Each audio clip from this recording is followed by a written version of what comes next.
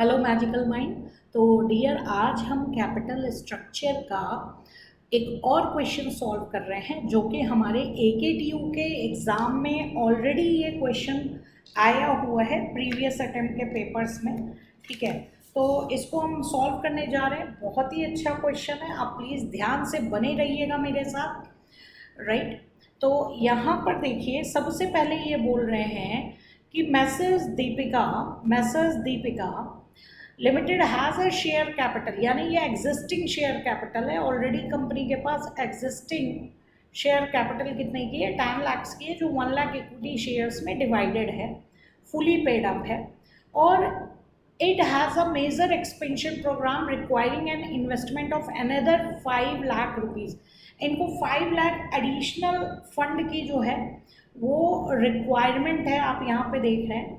Management 3 तरीके से amount को रेज करने के लिए सोच रहे हैं, यानी कि ये हो गया आपका प्लान 1, 2 एंड 3। फर्स्ट प्लान में 5,50,000 इक्विटी शेयर्स 10 रुपीज़ के ईच, 10 रुपीज़ ईच के थ्रू उठाने की सोच रहा है। दूसरे वाले प्लान में ये प्रेफरेंस शेयर कैपिटल इशू करने के लिए सोच रहे हैं, 12% प्रेफरेंस शेयर कैपिटल। और थर्ड वाले प्लान में ये 10% डिवेंचर इशू करने के लिए सोच रहे हैं। The company's present earnings before interest and taxes, 4 lakh है, EBIT गिवन है। ठीक है, EPS निकालने को कह रहे हैं और आपसे बेस्ट अल्टरनेटिव पूछ रहे हैं। तो पहला केस बता रहे हैं कि EBIT continues to be the same after expansion और EBIT इंक्रीजेस बाय 1 लाख, यानी कि केस 1 के लिए आपका इनकम स्टेटमेंट बनेगा और केस 2 के लिए आपका दूसरा इनकम स्टेटमेंट बनेगा। टैक्स रेट आपका 50% मांग रहे हैं। राइट, तो अब यहाँ पर देखते हैं। सबसे पहला तो हमारा काम ये होगा कि अब कैपिटल स्ट्रक्चर जो है वो बना लेंगे, कैपिटल स्ट्रक्चर बना लेंगे। ठीक है, पुराने वाले कैपिटल जो इनका एग्जिस्टिंग कैपिटल स्ट्रक्चर है उसमें केवल और केवल आपका क्या है, इक्विटी शेयर कैपिटल है। ठीक है, तो उसको बनाने की ज़रूरत नहीं है क्योंकि कुछ भी कॉम्प्लेक्स है नहीं, केवल और केवल क्या है, एग्जिस्टिंग इक्विटी शेयर कैपिटल है। तो इसको मैं यहीं पे लिख देती हूँ कि एग्जिस्टिंग इक्विटी शेयर कैपिटल, और साफ साफ लिखा है कि 1 लाख शेयर से 10 रुपीज़ के। तो यहाँ ब्रैकेट में आपका डिस्क्रिप्शन भी दे रही हूँ, 1 लाख शेयर्स, ठीक है, 10 रुपीज़ के हिसाब से। प्लान 1 में भी कैपिटल स्ट्रक्चर में आपके 10 लाख, ये तो इक्विटी शेयर कैपिटल तीनों ही प्लान में रहेगी क्योंकि ये ऑलरेडी एग्जिस्ट कर रही है। ठीक है, फ्रेश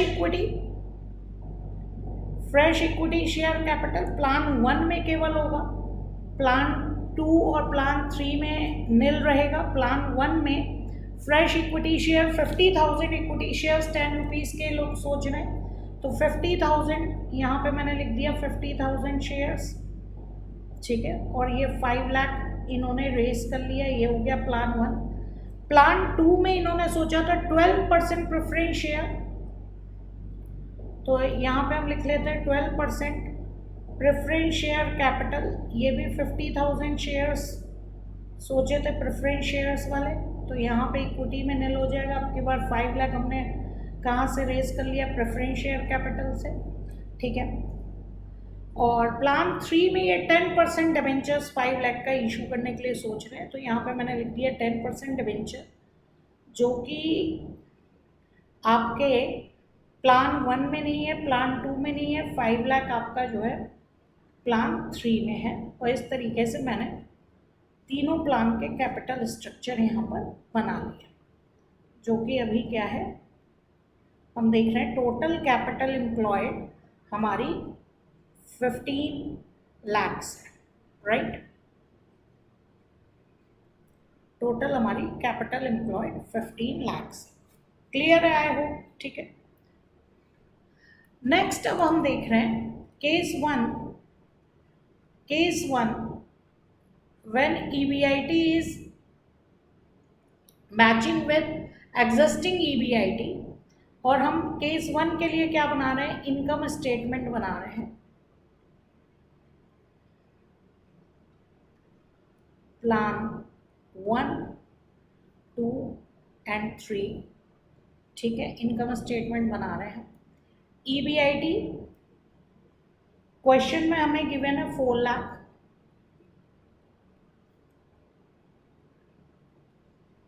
क्वेश्चन में हमें गिवन है 4 लाख। इंटरेस्ट, EBIT में से हम इंटरेस्ट माइनस करते हैं, तो आपको पता है प्लान 1 में इंटरेस्ट था नहीं, प्लान 2 में भी इंटरेस्ट नहीं है क्योंकि प्रेफरेंस शेयर कैपिटल इशू किया है। प्लान 3 में 10% डिवेंचर है, 5 लाख का 10% आपको अच्छे से पता है, 5 लाख रुपीज़ का 10% आपका कितना आ जाएगा, 50,000 रुपीज़ आ जाएगा। एक ज़ीरो हटा दें 10% निकालने के लिए, तो 5 लाख का 10% हमारा आ गया 50,000 रुपीज़, जिसको माइनस करके हमारा EBT आ गया 3,50,000। बाकी दो जगह आपका 4 लाख ही रहेगा, राइट। ये हमारा EBT 4 लाख ही आएगा। इसमें से हमने टैक्स को लेस करा, टैक्स हमारा 50% था, 2 लाख माइनस होगा, EAT 2 लाख बचेगा, यहाँ पे भी 2 लाख माइनस होगा।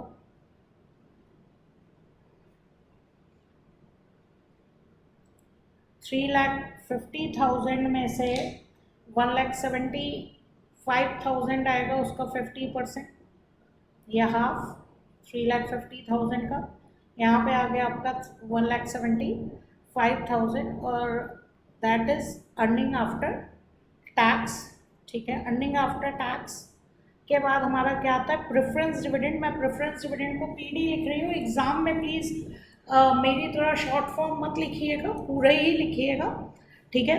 तो आपको पता है प्लान 1 में नहीं है, प्लान 3 में प्रेफरेंस शेयर कैपिटल नहीं है, लेकिन प्लान 2 में 12% प्रेफरेंस शेयर कैपिटल है। तो बेसिकली हम क्या करेंगे, 5 लाख का 12% निकाल लेंगे। तो 5 लाख इंटू 12, 5 इंटू 12 60 होता है, तो आपका आंसर आ जाएगा 60,000। यहाँ पे आपका प्रेफरेंस डिविडेंड आ जाएगा 60,000 और EAE प्लान 1 में हमारा आया है 2 लाख, प्लान 2 में 1,40,000 और प्लान 3 में 1,75,000, राइट। ठीक है, अब EAE को हम क्या करते हैं, नंबर ऑफ इक्विटी शेयर से डिवाइड करते हैं, नंबर ऑफ इक्विटी शेयर से डिवाइड करते हैं। तो प्लान 1 में देखिए प्लान 1 में हमारे पास इक्विटी शेयर 2 है, एक तो ये 1 लाख है और एक 1,50,000 है, ठीक है। तो नंबर ऑफ इक्विटी शेयर हमारे प्लान 1 में कितने हो जाएंगे, 1,50,000।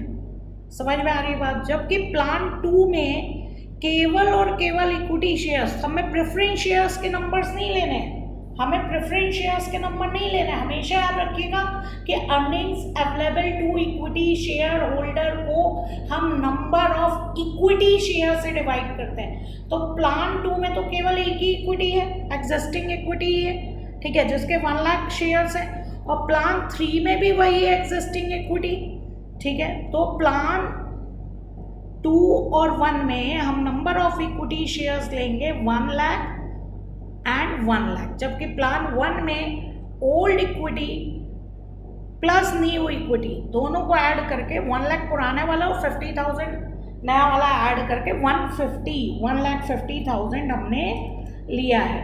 तो अब 2 लाख को डिवाइड करेंगे जब हम 1,50,000 से, तो हमारा EPS आएगा 1.33 रुपीज़, ठीक है। 1,40,000 को 1 लाख से डिवाइड करेंगे, 1,40,000 को 1 लाख से डिवाइड करेंगे तो हमारा आएगा 1.4 और यहाँ पे आ जाएगा 1.75, ठीक है, 1.40, 1.75। तो अब बताइए बेस्ट प्लान कौन सा है, बेस्ट प्लान, बेस्ट अल्टरनेटिव कौन सा है। आप आंसर देंगे कि बेस्ट अल्टरनेटिव केस 1 में बेस्ट अल्टरनेटिव प्लान 3 है। ये आपको एक लाइन में अलग से लिखना पड़ेगा, राइट। आई होप सबको समझ में आ गया होगा। चलिए तो केस 2 करते हैं हम, केस 2 करने जा रहे हैं। तो केस 2 में ये क्या बोल रहे थे, केस 2 में ये बोल रहे थे कि EBIT जो है वो 1 लाख से क्या हो जाएगा, बढ़ जाएगा। EBIT हमारा जो है 1 लाख से बढ़ जाएगा। देखिए क्वेश्चन में, देखिए केस 2 में क्या बोल रहे हैं, EBIT जो है 1 लाख से बढ़ जाएगा। 1 लाख से बढ़ने का मतलब क्या हुआ कि अब की बार प्लान 1, 2, 3 में EBIT 4 लाख ना लेकर हम कितना लेंगे, 5 लाख।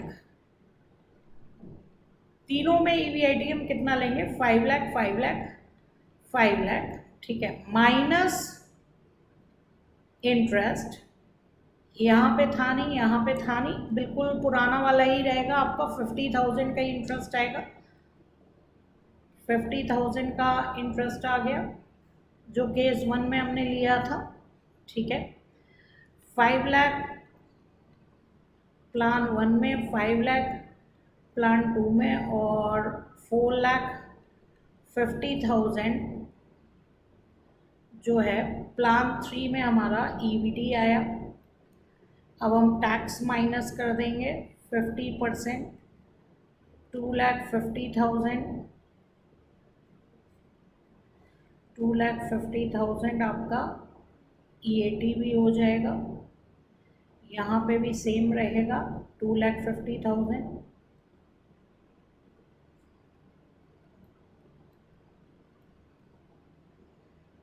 4,50,000 का 50% निकालेंगे तो 2,25,000 आएगा, 2,25,000।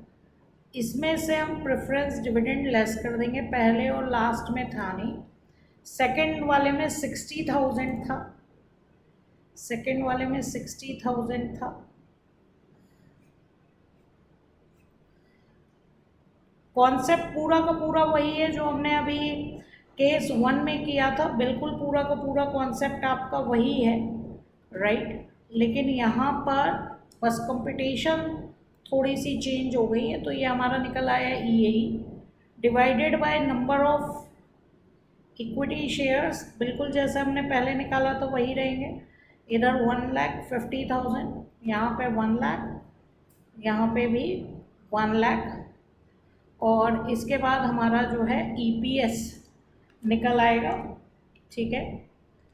तो EPS हमारा क्या आ रहा है, पहले वाले प्लान का आ रहा है 1.67, 1.90, और इसका हो जाएगा 2.50। तो EBIT बढ़ भी गया है तो भी हमारा जो है प्लान C जो है वो बेस्ट है। तो ये हम आंसर जो है लिख देंगे कि केस 2 में भी हमारा जो है प्लान 3 ही बेस्ट कैपिटल स्ट्रक्चर है, राइट। आई होप आप सबको न्यूमेरिकल समझ में आ गया होगा। Thank you.